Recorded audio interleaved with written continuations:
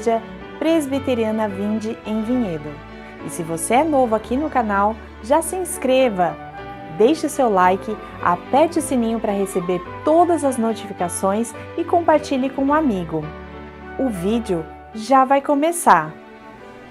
Hebreus, primeiro capítulo, do primeiro versículo ao versículo de número 4.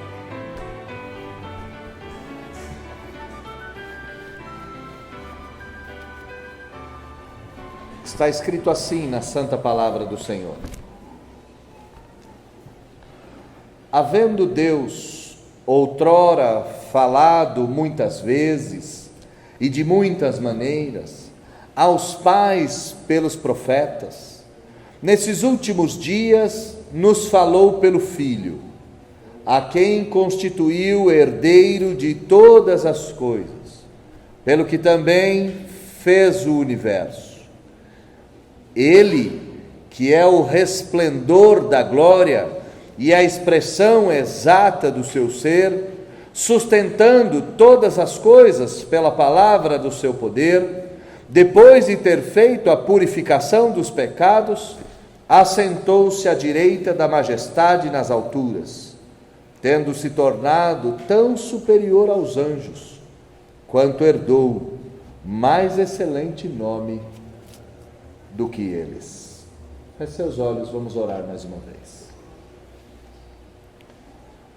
Santo e bendito Deus, como é bom te cultuar, como é bom louvar o teu santo nome. Nós pedimos que o Senhor termine a obra a qual o Senhor começou nesta manhã, neste lugar, nas nossas vidas.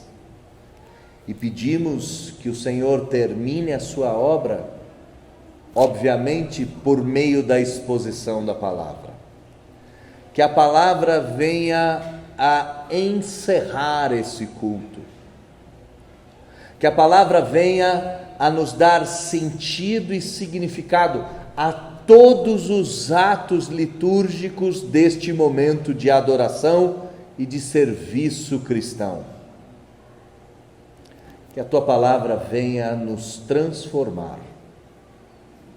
E para isso, eu também lhe peço que eu não venha atrapalhar o seu agir no nosso meio, nem a dificultar a ação do seu Espírito. Pelo contrário, que eu seja instrumento do Senhor nesta manhã, neste lugar, para a edificação da vida dos meus irmãos. É isso que eu lhe peço, orando em nome de Jesus. Amém. Como a maioria de vocês sabem, eu sou muito fã de contos fantásticos, principalmente aqueles escritos por Lewis e Tolkien, mais especificamente pelos escritos de Tolkien. E há no prólogo do Senhor dos Anéis uma frase atribuída à personagem Galadriel, que é uma frase que faz todo sentido para nós e dá todo sentido à exposição dessa manhã. Galadriel diz o seguinte: a história virou lenda, a lenda virou mito, e algumas coisas que não deveriam ter sido esquecidas foram perdidas.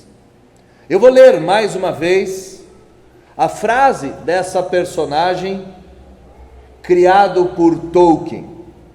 A história, e ela está se referindo à história dos anéis, a história virou lenda. A lenda virou mito. E algumas coisas que nós não deveríamos ter esquecido, infelizmente, foram perdidas. O texto que nós acabamos de ler dá início à Epístola aos Hebreus.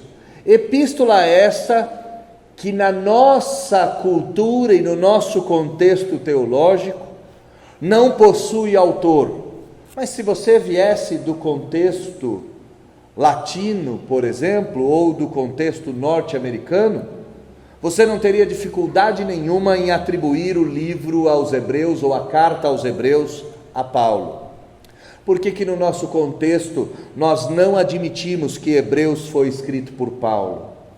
Porque Hebreus faz citações da tradução grega e Paulo nunca utilizou uma tradução grega nos seus escritos, sempre utilizou uma tradução hebraica. Por que Paulo mudaria? É a pergunta que os teólogos fazem, e a maioria dos teólogos então responde: ele não mudou, não foi ele que escreveu. E eu fico com essa posição, ok? Só um pouco de cultura bíblica sobre o texto ou a carta aos Hebreus.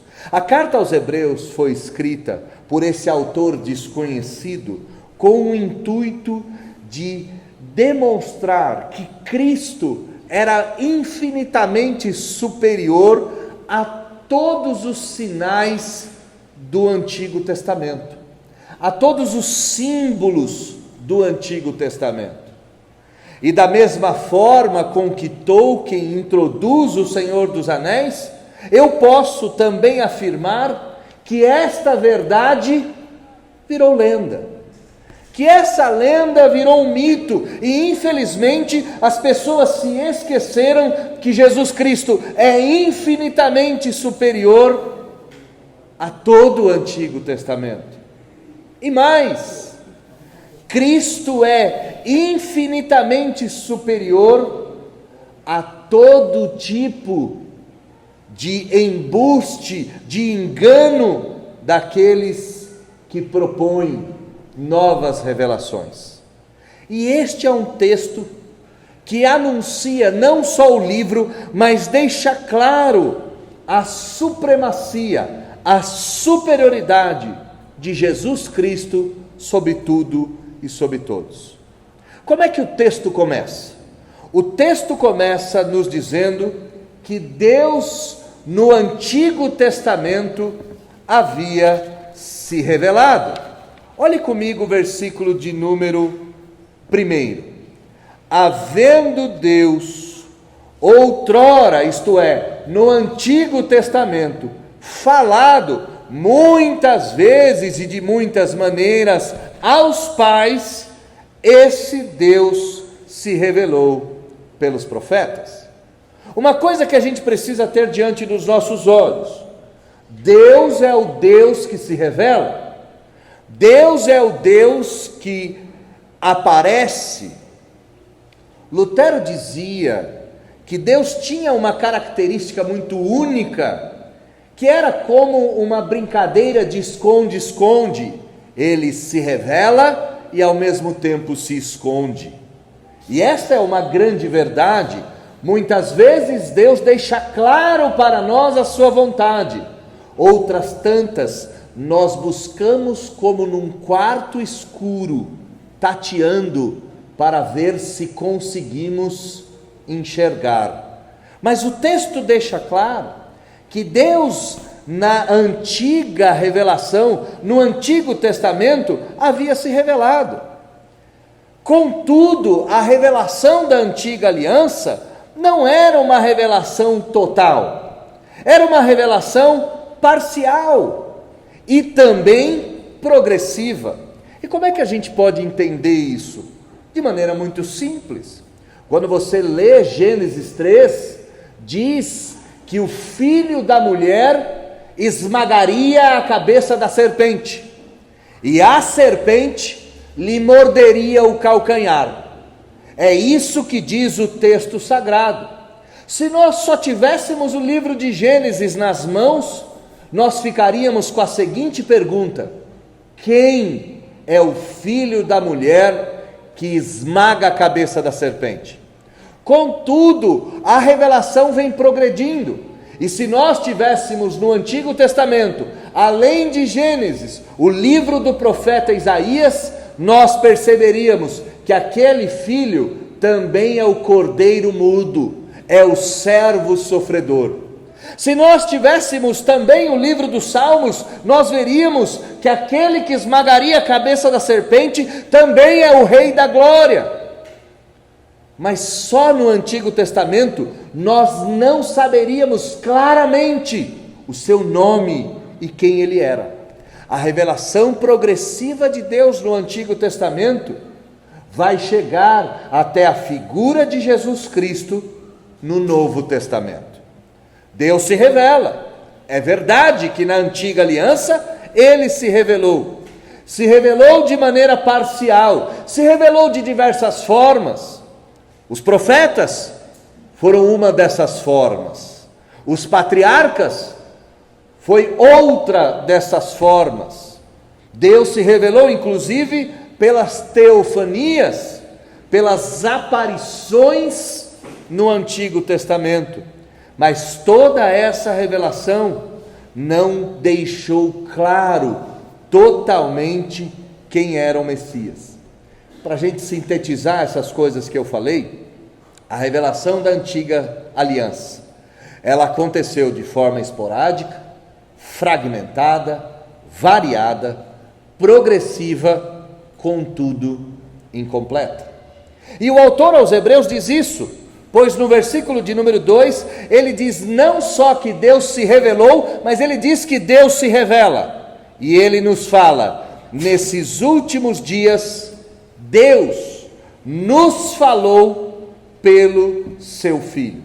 Se na antiga aliança, Deus se revelou pelos profetas, de maneira fragmentada e progressiva, na nova aliança, ou melhor, segundo o autor aos Hebreus, nos últimos dias, Deus falou conosco pelo seu Filho. E a revelação de Deus em Cristo Jesus, ela é muito mais excelente do que toda a revelação da antiga aliança. Eu não estou dizendo que a antiga aliança não é excelente, não é isso que eu estou dizendo. O que eu estou dizendo é que a revelação do Filho encarnado é mais excelente do que a revelação das sombras. A própria Bíblia nos diz que a antiga aliança eram as sombras do que haveriam de vir. E para a gente ter aqui uma imagem disso, pense numa pessoa chegando, sem contudo que você possa enxergar-lhe a face. Mas você percebe que ela está chegando pela sombra. A sombra é uma espécie de revelação da pessoa, mas ela é muito inferior à própria pessoa. Quando você vê a sombra, você sabe que alguém está vindo, mas não sabe ao certo quem é esse alguém. E quando esse alguém chega, você abandona as sombras, você não precisa mais olhar para a sombra, pois a excelência da pessoa em si chegou até nós. Cristo, nesse sentido, é a revelação de Deus mais excelente, pois em Cristo, Deus não fala mais de muitas maneiras, Deus fala pelo Filho. Em Cristo, Deus não fala mais de forma progressiva, pois tudo aquilo que a antiga aliança apontava, em Cristo se materializou. Em Cristo, a fala de Deus não é mais mediada, não é mais por meio dos profetas, não é mais por meio das teofanias, não é mais por meio dos patriarcas. A revelação de Cristo é direta, Ele veio até nós. É mais excelente a revelação de Deus em Cristo Jesus, pois ela deixa de ser registrada e passa a ser encarnada. Note a diferença. Na antiga aliança, Deus falava por palavras, mas na nova aliança, Deus se revela em carne e osso. Na antiga aliança, Deus se revela pelos profetas. Na nova aliança, Deus se revela pelo Cristo, por Jesus. Na antiga aliança, a revelação era esfacelada. Na nova aliança, a revelação é estruturada. Cristo é a mais excelente revelação de Deus. E por Cristo ser a mais excelente revelação de Deus, irmãos, ouçam-me com muita atenção. Não existem mais novas revelações.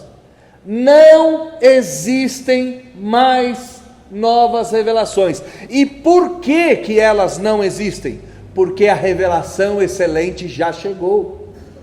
Quando pastores dizem que segundo a sua visão, segundo o seu entendimento, quando pastores propõem novas leis, novas regras, novas teologias, em nome de Jesus, abandone-as, pois novas revelações não mais existem. Um homem só é homem de Deus quando ele fala a respeito da revelação encerrada de Deus nas Escrituras e em Cristo Jesus. Mas um segundo aspecto que nós devemos nos atentar: não podemos buscar novas revelações, profecias, sonhos, visões, alertas e direções dos homens, mas também não podemos voltar aos velhos rudimentos. Eu não sei se você já prestou atenção, mas tem se tornado muito comum igrejas evangélicas se fantasiarem de igrejas judaicas. A gente tem visto pastores pregarem com estola sacerdotal, pastores colocarem quipá sobre as suas cabeças, pastores colocarem aqui em cima, irmãos, aqui em cima não é o altar, nada é sacrificado aqui, nada, aqui em cima só é uma demonstração de que a palavra de Deus é sobre todos nós.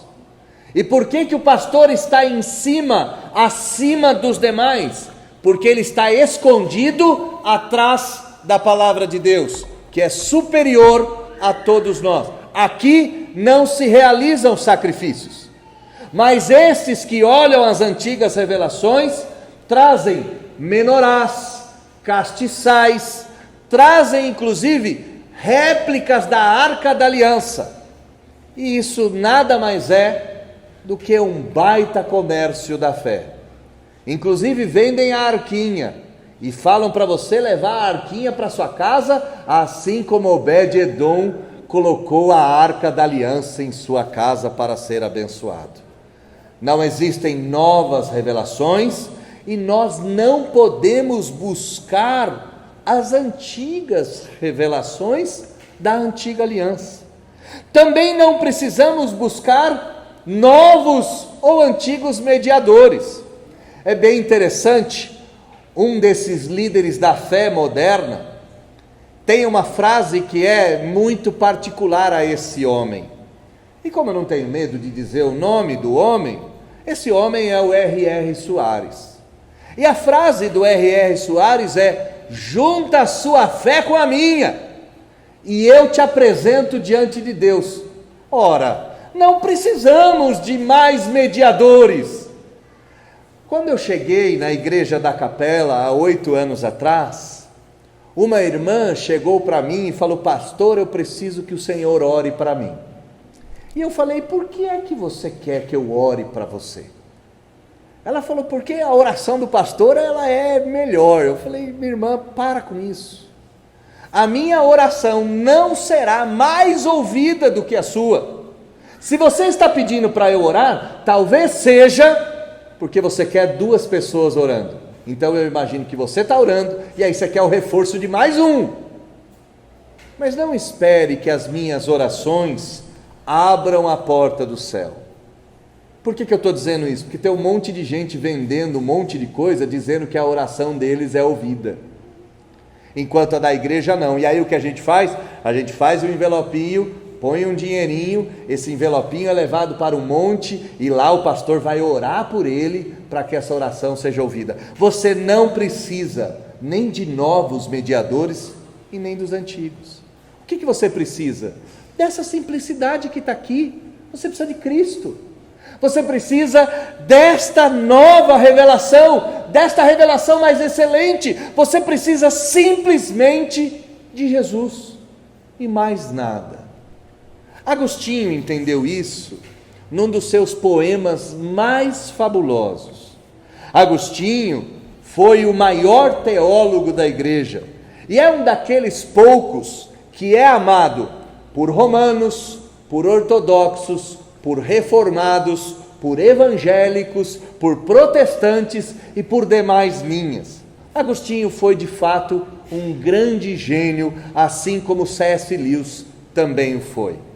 Agostinho, num dos seus poemas, diz o seguinte: tarde te amei,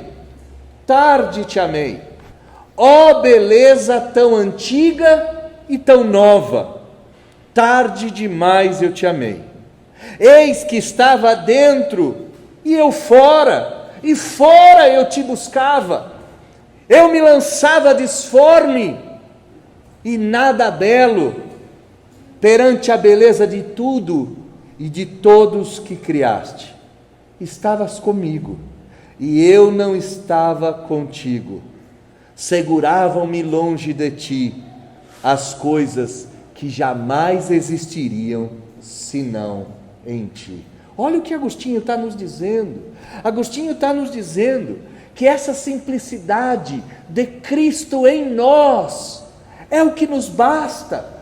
Agostinho dizia: eu te procurei tanto, eu te procurei lá fora, eu procurei nas coisas criadas, eu procurei nas velhas revelações, eu procurei nas novas revelações, eu procurei nos antigos mediadores, eu procurei na beleza dos homens, eu procurei-te em todos os lugares, mas nem imaginava que estavas aqui, que estavas na simplicidade de Jesus. E essa simplicidade me bastava. Cristo, irmãos, é a supremacia da revelação de Deus, é a excelência da revelação de Deus, e esta revelação nos basta. Mas você poderia me perguntar: pastor, por que é que esta revelação de Cristo nos basta? Ora, irmãos, ela nos basta por dois aspectos. Em primeiro lugar, ela é superior por causa da própria excelência de Jesus. E em segundo lugar, ela é superior por causa da obra de Cristo. Vamos ver, em primeiro lugar, a excelência de Cristo. Olhe comigo a continuidade do versículo de número 2. Nesses últimos dias, Deus falou conosco pelo Filho, a quem constituiu herdeiro de todas as coisas. Dê uma olhada para Jesus por um instante. Jesus é o único que é o herdeiro de todas as coisas. Quando nós olhamos para a antiga aliança, nós temos pessoas gloriosas. O que dizer de Moisés? O que dizer de José? O que falar do grande rei Davi? E então os profetas Isaías, Jeremias, Ezequiel, Daniel. O que falar então dos profetas menores? Zacarias, Malaquias, Ageu, Obadias. E então as mulheres, Sara, Raquel, Rebeca. Todos nós olhamos para esses e gostaríamos muito de conhecê-los pessoalmente. E aqui uma notícia que você já sabe, mas não custa nada dar mais uma vez. Na glória do porvir nós conheceremos todos esses pessoalmente. Mas perceba que a nenhum deles Deus constituiu herdeiro de todas as coisas. Cristo é mais excelente do que todos esses juntos. Cristo é o único que é herdeiro de toda a criação. Cristo é a revelação suprema de Deus, porque Ele é a excelência de Deus. Ele é o mais excelente de Deus. Ele é o melhor de Deus. Tem uma fala no mundo gospel, no mundo evangélico, que ela diz o seguinte: o melhor de Deus está por vir. Essa é uma frase que ela está errada e ao mesmo tempo certa. Por que ela está errada? Porque o melhor de Deus já veio, que é Jesus Cristo. E por que ela está certa? Porque melhor é o dia da morte do que o dia do nascimento. Então o melhor de Deus está por vir, que será o dia da nossa morte. Mas quem fala isso, fala tudo do jeito errado. Fala, o melhor de Deus está por vir, porque a gente vai ser abençoado ainda com coisas no futuro. O melhor de Deus já veio, que é Jesus. E o melhor de Deus para nós vai vir, que é o dia da nossa morte. Pois no dia da nossa morte, nossos olhos não verão apenas esses nomes que eu acabei de dizer. Nossos nomes verão a Jesus, a excelência de Deus. Continuando o texto, a excelência de Cristo não está no fato dele ser somente o herdeiro, está no fato dele ser o Criador. Versículo 2, a quem constituiu herdeiro de todas as coisas, pelo qual também Deus fez o universo. Jesus Cristo não é o herdeiro apenas, não é aquele que vai receber todas as coisas. Ele é o meio pelo qual Deus fez todas as coisas. Ele é o Criador de todas as coisas. João capítulo 1, versículo 3, nos diz: todas as coisas foram feitas por intermédio dele, e sem ele, nada do que foi feito se fez.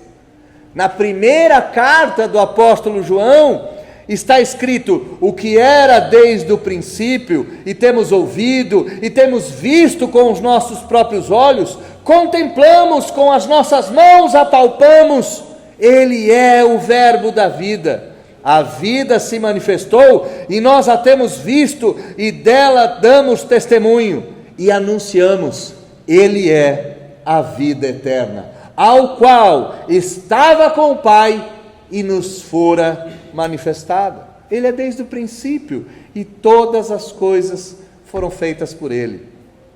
Nós cantamos uma música do Projeto Sola, que é uma música pautada em Colossenses 1, inclusive o nome da música é Colossenses 1, e na música ela reflete o versículo de número 16, pois nele foram criadas todas as coisas, nos céus, sobre a terra, as visíveis, as invisíveis, sejam tronos, sejam soberanias, quer principados, quer potestades, tudo foi criado por meio dele e para ele. Ele é antes de todas as coisas.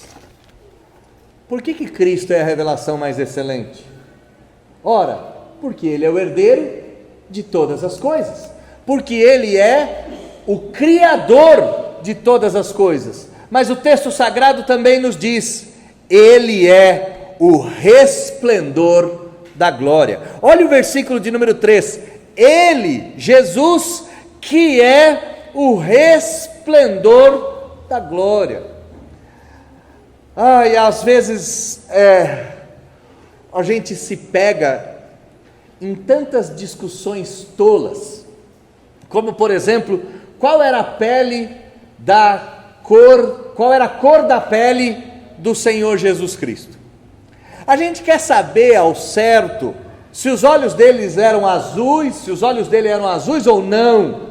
A gente quer saber se ele era alto, se ele era baixo, se ele era magro, se ele era gordo. E, irmãos, eu confesso que eu também já me peguei nessas questões. Mas eu devo dizer a você que isso é uma tolice. E por que é uma tolice? Porque ele reflete a glória do Pai. É impossível que nós consigamos ver nele outra coisa a não ser a glória do Pai. E é por isso que a Bíblia não nos diz qual era a altura dele.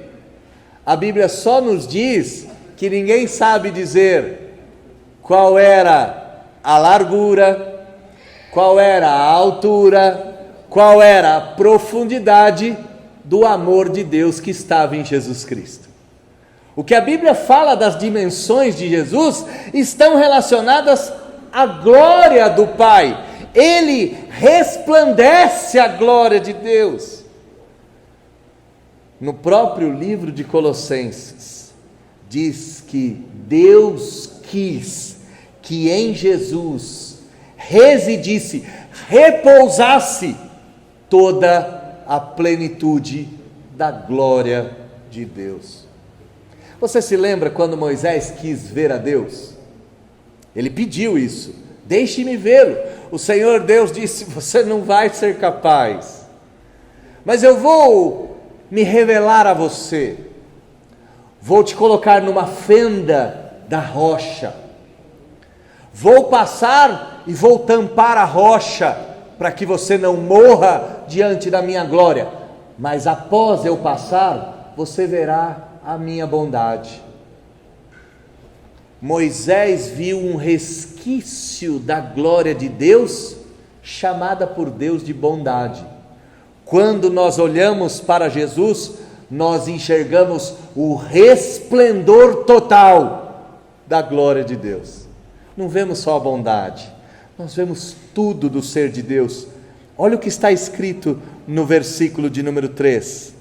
Ele é a expressão exata do ser de Deus. Quer conhecer a Deus?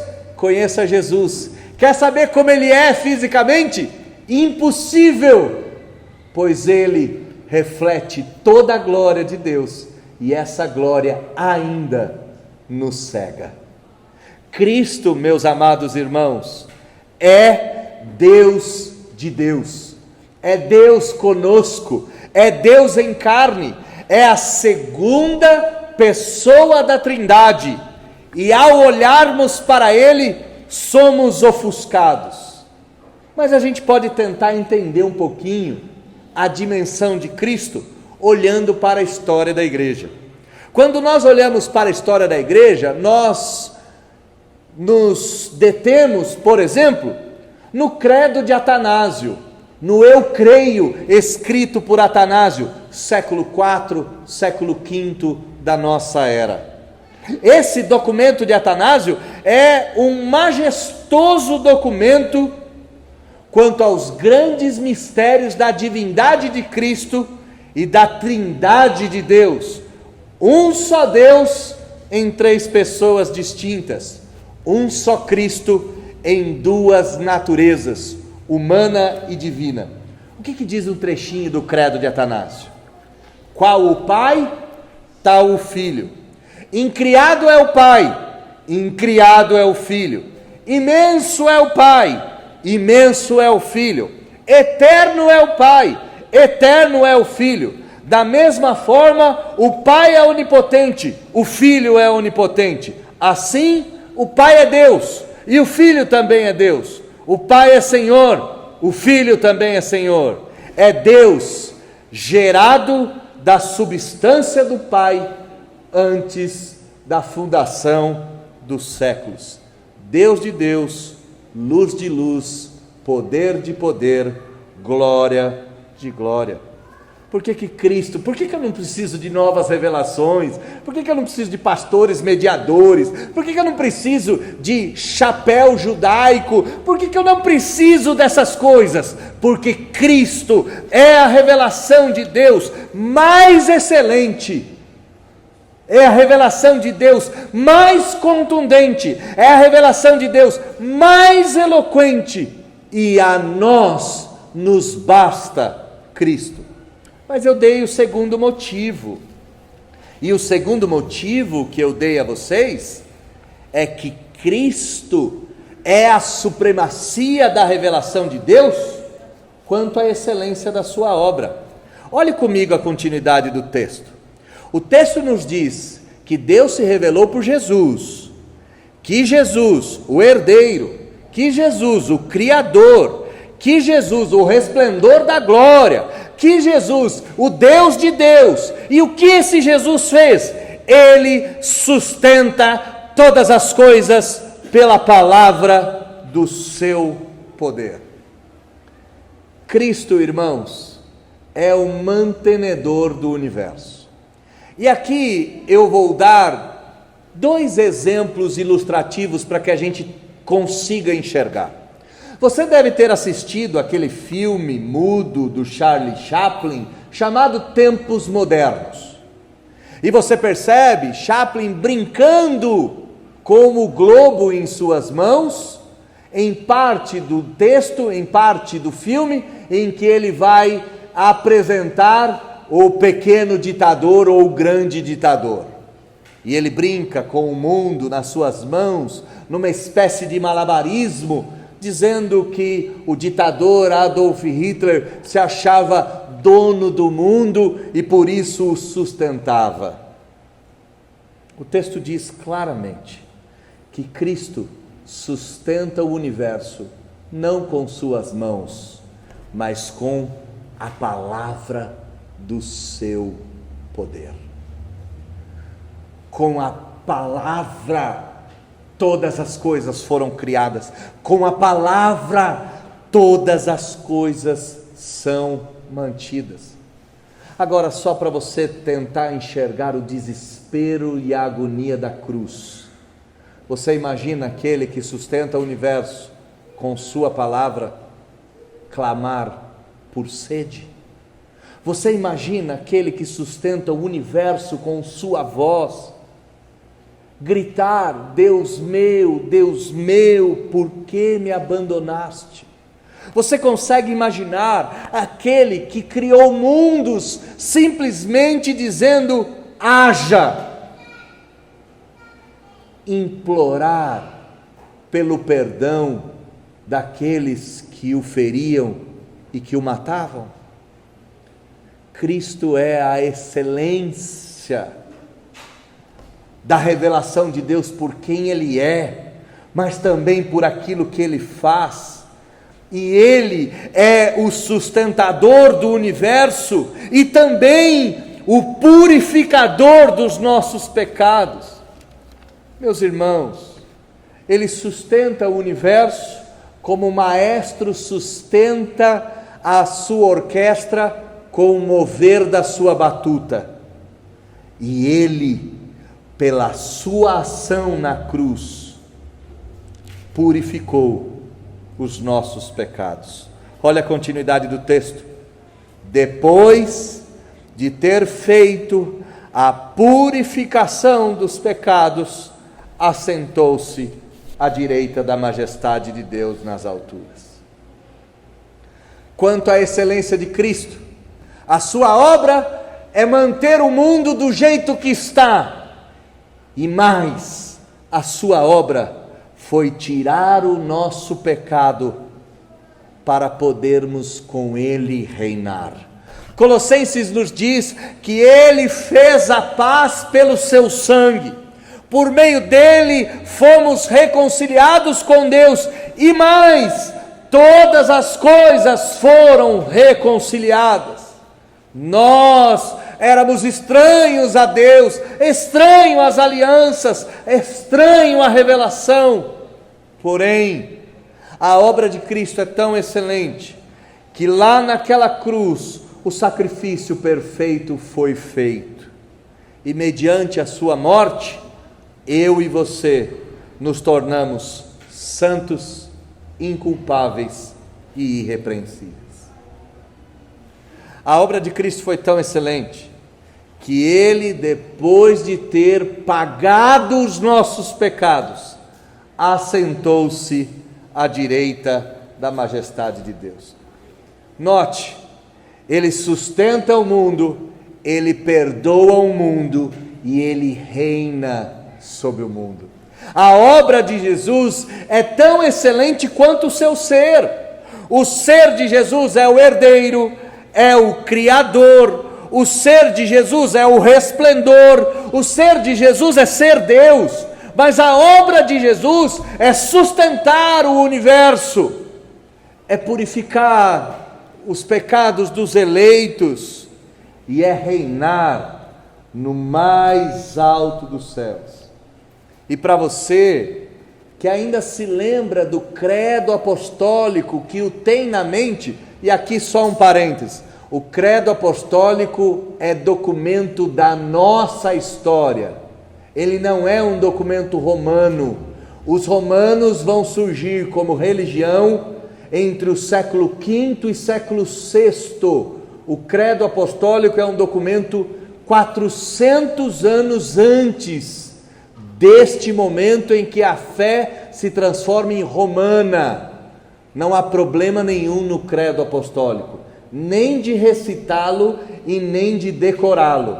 E talvez você ainda tenha o credo apostólico decorado na mente. Uma parte do credo diz que ele padeceu para a nossa salvação. Desceu ao Hades, ressurgiu dos mortos, subiu ao céu, está assentado à direita de Deus Pai, donde há de vir para julgar os vivos e os mortos. Ora, o credo está dizendo exatamente o que Hebreus está dizendo.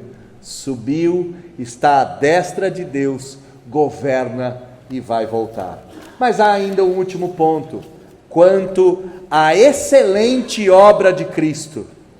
Cristo é o nome pelo qual importa que os homens ainda sejam salvos. Versículo 4: tendo se tornado tão superior aos anjos, quanto herdou mais excelente nome do que eles. Quando a gente olha para esse texto, parece que uma contradição aparece. Ora, pastor, você acabou de dizer que Jesus é Deus, mas aqui está dizendo que ele se tornou tão superior aos anjos. Eu não estou entendendo. Ele é Deus ou ele se tornou Deus? Eu vou explicar o texto. O texto não está falando do que Cristo se tornou no seu ser como Deus. Ele sempre foi Deus. No princípio era o Verbo estava com Deus e o Verbo era Deus. É o que diz o apóstolo João no capítulo 1, no primeiro versículo do seu evangelho. Não há dúvidas que Jesus era Deus. Contudo, a Bíblia também nos diz que ele era homem. E como homem, como ser humano, ele assume uma posição superior aos anjos. Ele se torna mais elevado do que os anjos. Uma das coisas mais incríveis da doutrina da redenção é nós sabermos que nesse exato momento, lá no mais alto dos céus, um representante da humanidade lá está, e esse representante da humanidade é Jesus Cristo, o Senhor, que é totalmente homem, como eu e você, excetuando o pecado, e totalmente Deus, como Pai, da mesma substância do Pai.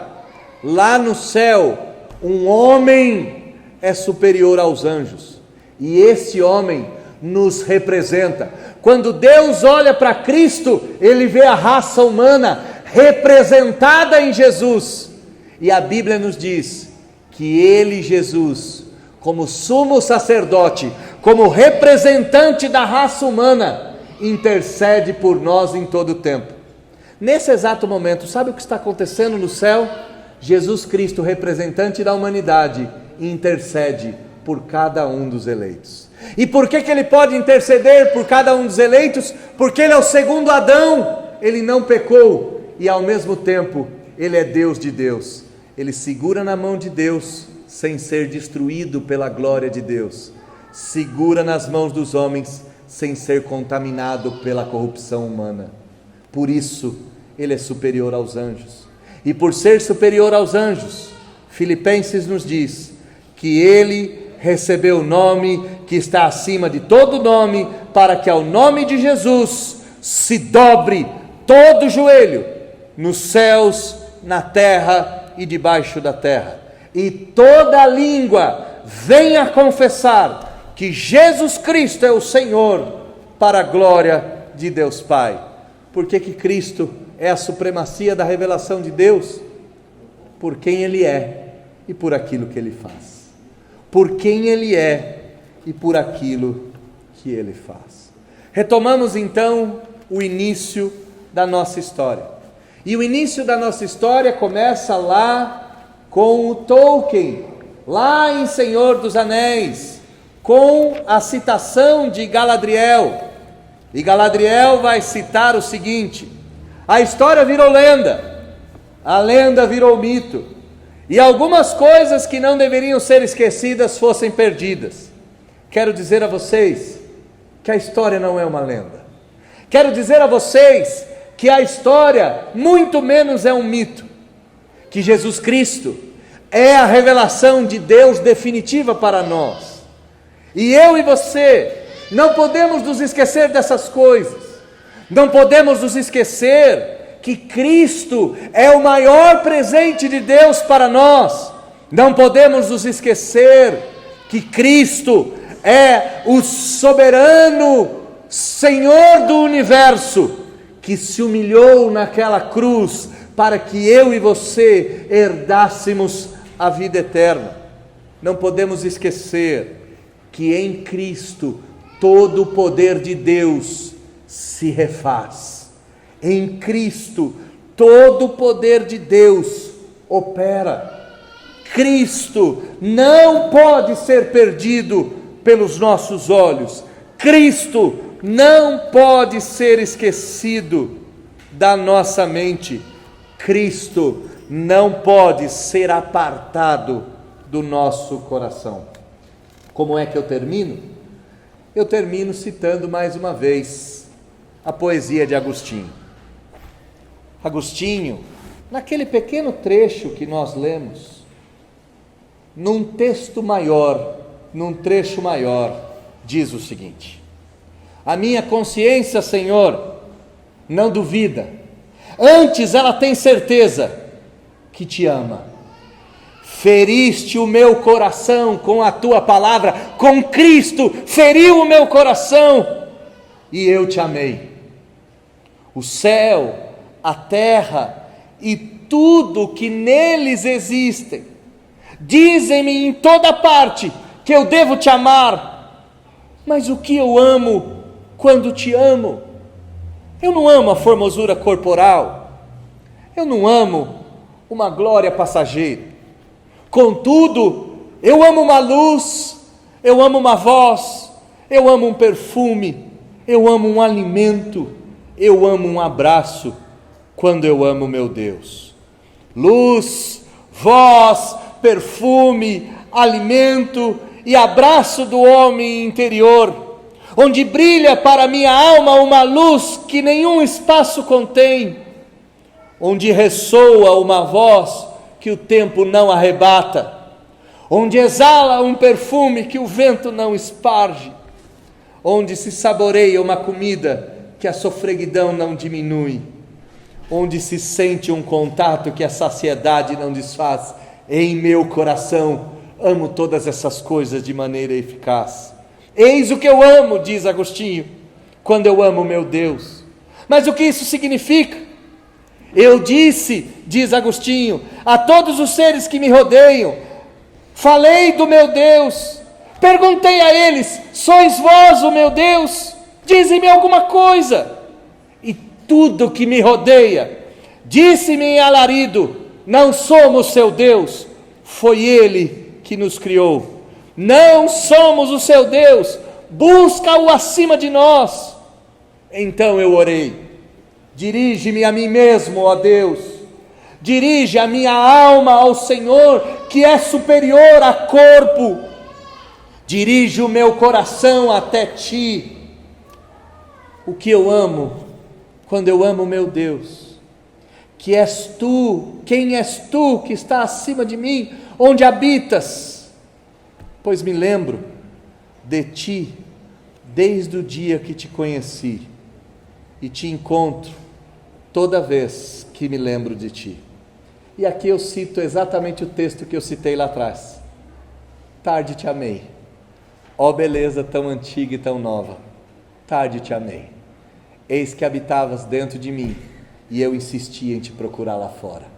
Eis que estava aqui durante todo o tempo, e eu insistia em buscar coisas grandiosas lá fora. Feriste o meu coração, e então eu te saboreei pela primeira vez.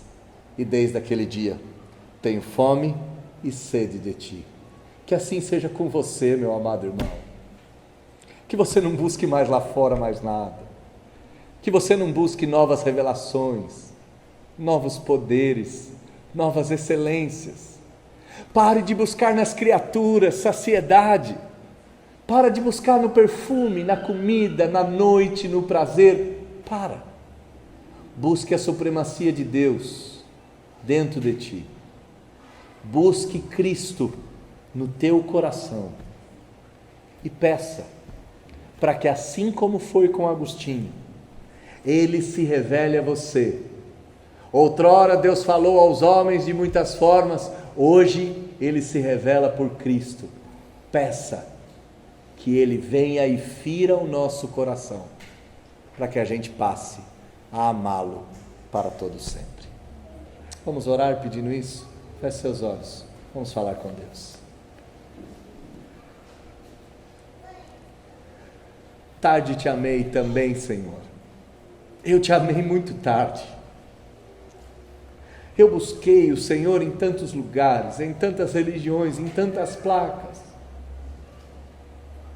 E quanto mais buscava o Senhor nas suas criaturas, mais longe de ti eu ficava.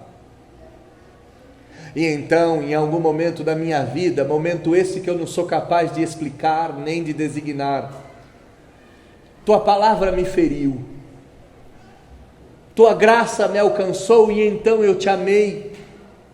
E quando eu te amo, eu amo tudo isso, eu amo luz, eu amo cheiro, eu amo perfume, eu amo abraço, mas eu não amo as coisas, essas coisas lá fora. Eu amo o cheiro da sua santidade dentro de mim. Eu amo o abraço da tua cruz na minha vida. Eu amo a comida da tua ceia a cada domingo. Eu amo o Senhor naquilo que o Senhor me fez. Não me permita buscar outras revelações. Não me permita buscar outras coisas, pois só o Senhor basta. Só o Senhor me basta. Tua palavra, tua revelação, o Senhor mesmo me basta. Tão nova é a sua revelação para mim, mesmo ela sendo tão antiga, tão nova é essa beleza, e que eu possa amar essa beleza com todas as minhas forças, e que eu possa desejar viver com Cristo, depender de Cristo por todo sempre, e que esse desejo, esse pedido não seja só meu, que seja desses seus filhos, tua igreja, teus servos, que seja o desejo deles também, buscar a revelação sublime na ferida do coração feita pela espada de dois gumes. Que desta ferida vejamos Cristo com todo o seu ser e em toda a sua obra. Nós te pedimos isso com o coração cheio de gratidão, porque sabemos que mesmo tarde te amamos, porque fomos feridos pela maior e melhor revelação de Deus, que é Jesus Cristo por intermédio da palavra. Oramos agradecidos, oramos em nome de Jesus.